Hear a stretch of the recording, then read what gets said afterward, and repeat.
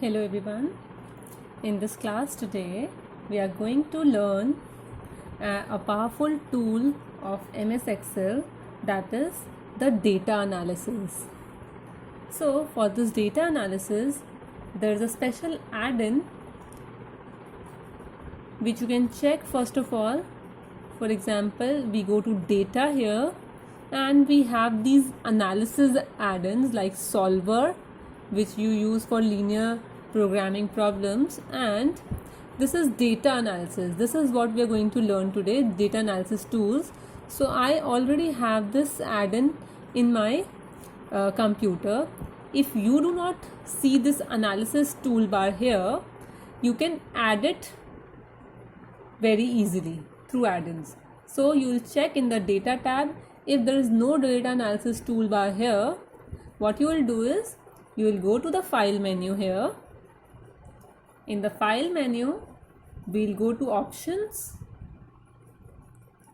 and here in options we'll go to add-ins. We need to add in some Excel utilities, so add in, and here you have analysis tool pack. Analysis tool pack. Here if you now you press go and you have this analysis tool pack, solver add-in. So आप solver add-in add कर सकते हैं, यहाँ पे check लगा सकते हैं जो आपको toolbar चाहिए. So you will click on analysis tool pack and say OK. So it will be added here in the data tab. Data tab में एनालिसिस में आपका यहाँ पर डेटा एनालिसिस, और अगर आपने सॉल्वर भी चेक इन किया तो सॉल्वर भी आ जाएगा if it is not there already. So what is this data analysis tool bag? We'll be discussing today descriptive statistics. It has got a lot of tools, a lot of statistical and financial and engineering tools. So we'll be discussing descriptive statistics. What does this descriptive statistics do?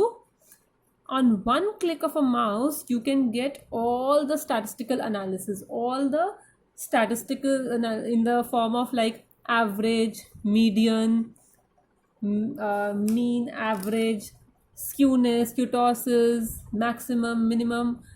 For that you do not have to use different functions. In a one single function you can get all the summary, statistical summary through descriptive statistics. So that is what we are going to learn today. So I'm taking a simple example here of some students. I've taken the records of 5 students. I've recorded their roll numbers, their names, and their marks in 4 different subjects: accountancy, maths, English and Hindi. So you can take any hypothetical figures. ये marks के लिए हमने एक mark sheet ले ली है class की 5 students की. Now let's see if I want to find out the descriptive statistics. I want to know accounts में maximum marks कितने. अभी तो ये only 5 students का है, so you can check it like that only. But if it is of 100 students, 200 students, so for that on one click of a mouse you can get to know accounts में maximum, minimum, average marks कितने हैं, many things. So let's see. Similarly for maths, for English, for Hindi, you can get all this through descriptive analysis. So what I'll do, I'll go to data tab, and then data analysis.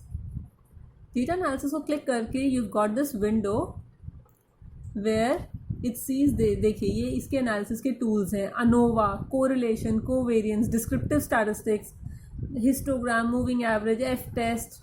There are many, so we are going to start with descriptive statistics. So I click on this descriptive statistics and I say OK. Now descriptive statistics की window आ गई है where it will ask you the कि किसकी statistics चाहिए आपको, कौन numbers provide करने हैं आपको जिनका आपको mean, median, mode etc. चाहिए. So input, it is asking for input range. Input क्या है? देखिए मैं try करती हूँ सबसे पहले कैसे. मैं पूरा table select कर रही हूँ, रोल नंबर, नेम, सब कुछ है इसके अंदर, राइट. तो मैंने इनपुट रेंज सपोज ये दे दी. Now it is asking grouped by. मेरा डेटा जो है वो ग्रुप्ड बाय कॉलम है या बाय रोज है. सो प्लीज़ अंडरस्टैंड, ये हमारी ग्रुपिंग जो है वो कॉलम वाइज है. अकाउंट्स एक कॉलम एक ग्रुपिंग है, मैथ्स एक दूसरी ग्रुपिंग है, अगर ग्रुप्ड बाय कॉलम्स है तो it is asking for labels in the first row है या नहीं है. Yes, labels in first row है. मैंने सिलेक्ट किया, जो मेरा सिलेक्शन है उस सिलेक्शन के अंदर क्या मेरी फर्स्ट रो के अंदर लेबल्स हैं. उनको तो मेरे को एवरेज वगैरह नहीं फाइंड आउट करना. Yes, I have labels, so I will say yes, I will take this labels in the first row. Okay, now it is asking for, हमने इनपुट प्रोवाइड कर दिया, हमने स्पेसिफाई कर दिया इनपुट की फर्स्ट रो जो है उसमें लेबल्स हैं और हमारे कॉलम वाइज जो है वो ग्रुप्स में डिवाइडेड है. Accounts, maths, English, Hindi, name and roll number. Now it is asking for output option. Where do you want the output? Descriptive statistics कहाँ पे चाहिए? सो इधर you can specify the range और click on the cell where you want. So मैं यहाँ पर अगर click कर देती, अगर मैं आउटपुट रेंज मेरे को चाहिए तो मैं आउटपुट रेंज यहाँ पे बताऊंगी. अदरवाइज बाय डिफॉल्ट ये दे रहा था न्यू वर्कशीट प्लाई. तो दैट मीन्स आपका जो डिस्क्रिप्टिव स्टैटिस्टिक्स है एक सेपरेट शीट यहाँ पर आ जाएगी. हम एक एक करके दोनों चीज़ें कर लेते हैं. हम पहले आउटपुट रेंज डिफाइन करते हैं इसी सेम शीट में. यहाँ पर क्लिक कर रही हूँ मैं. नहीं, ये गलती से हो गया, इनपुट रेंज आ गई है गलती से. इनपुट रेंज दोबारा से प्रोवाइड करते हैं.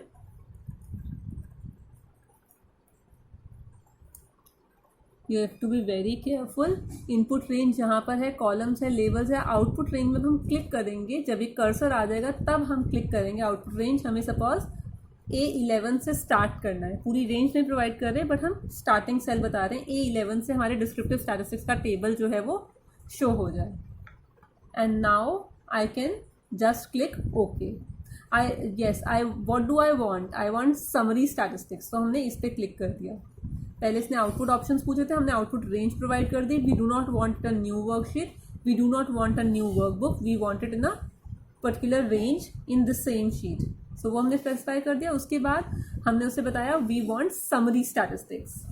Then it is the confidence level, kth smallest. This you can ignore, जो ये बाय डिफॉल्ट ले रहा है. We'll go with that.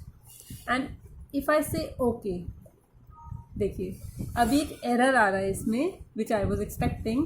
What is this error? It says descriptive statistics input range contains non numeric data.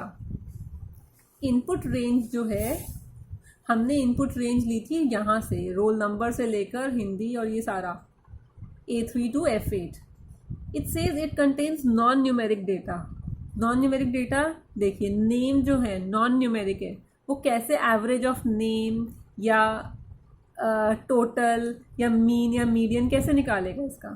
So that means हमें सिर्फ numeric data उसे input देना है, उसी का वो डिस्क्रिप्टिव स्टैटिस्टिक्स निकालेगा. इनफैक्ट हमें रोल नंबर का भी मीन, मीडियन, मोड वगैरह कुछ नहीं निकालना था. सो हमें अपनी इनपुट रेंज को मॉडिफाई करना चाहिए. यहाँ पे इनपुट रेंज की जगह पे हम दोबारा से रिवाइज देते हैं और अब की बार हम क्या देंगे, हमें सिर्फ चाहिए इन 4 सब्जेक्ट्स की descriptive statistics. So now I'll give the correct data, only numerical data. So now I have selected accounts, maths, English, Hindi के marks सारे. And yes, I have labels in the first row, तो इसको check रखते हैं. And I have grouped by columns. ठीक है, तो मैंने इनपुट रेंज को चेंज किया है सिर्फ. आउटपुट रेंज हमारी अभी भी क्या है, वही A11, right. So output range हमारी यहीं पर है. This is where I want the descriptive statistics to appear and summary statistics I want. Now I'll say okay. अब मेरा input data ठीक है. So देखिए, as soon as I clicked OK, A11 से इसने descriptive statistics start कर दिया. ये हमारा ओरिजिनल डेटा था. A11 से ये एक बारी में पूरा summary statistics आ गया है.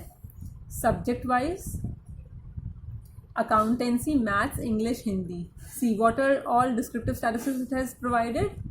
It has provided you mean, standard error, median, mode, standard deviation, sample variance, kurtosis, skewness, range, minimum, maximum. So minimum marks in accounts is 55, maximum is 98.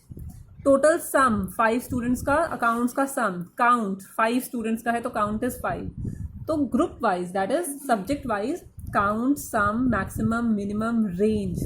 Range is maximum minus minimum, तो 98 minus 55 43. Skewness कितना है, कुटोसिस कितना है, sample variance standard deviation इतना है, median 78 marks is the median marks, and mean कितना है, average marks है अकाउंट्स में 77.4.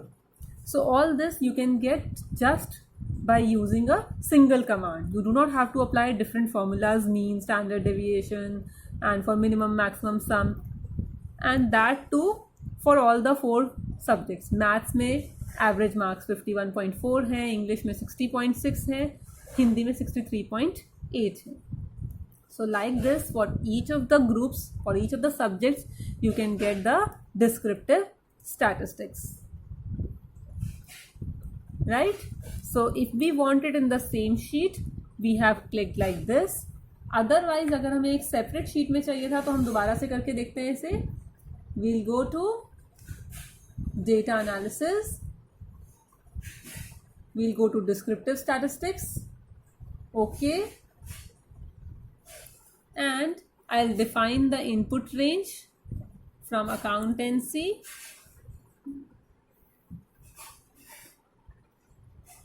to Hindi, right? My data is grouped by columns and labels in the first row. Output range. Now I do not want an output range. I want it in a new worksheet. So I have selected new worksheet. If you want it in a new workbook, you can select that. Summary statistics I want, and now I say OK. So देखिए यहाँ पर एक sheet 2.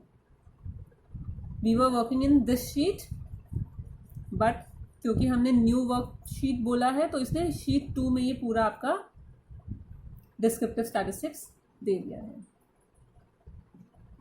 Right? So this is how you can find out the descriptive statistics.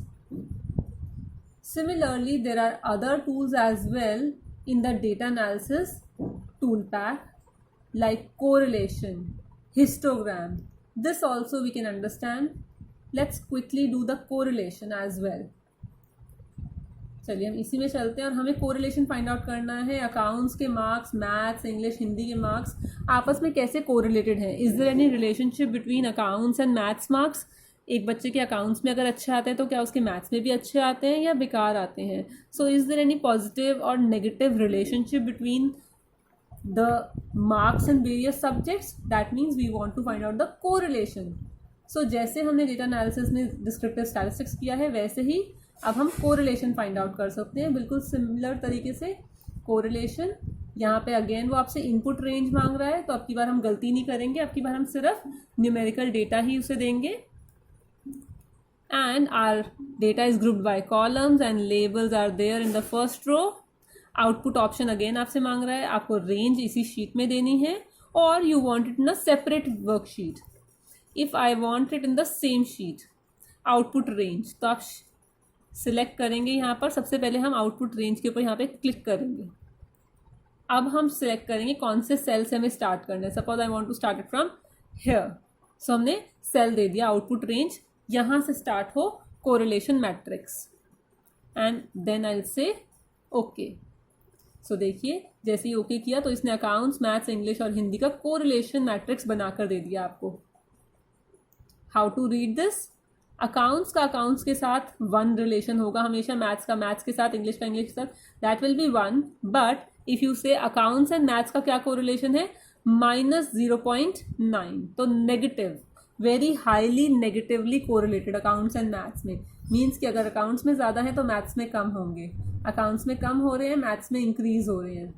Accounts में further increase हुआ है तो maths में और फर्दर कम हुआ है.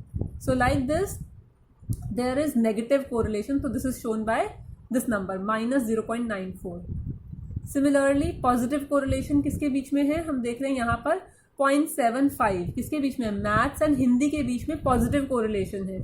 Let's see maths and Hindi के मार्क्स. मैथ्स में 34, हिंदी में 45. मैथ्स में 56, हिंदी में 56. 35, 34, 54, 97, 78, 87. सो पॉजिटिवली कोरिलेटेड है मैथ्स और हिंदी के मार्क्स. तो यहाँ पे ये 0.75 इनका कोरिलेशन आया. So if you understand what is correlation, this is how you can find out the correlation matrix. So this was about data analysis. You can try out other tools as well, like histograms or other tools, ANOVA, if you have knowledge of that, regression, etc. So these are the data analysis tool pack, which is very important for doing the data analysis very quickly, very simply in MS Excel. Thank you so much.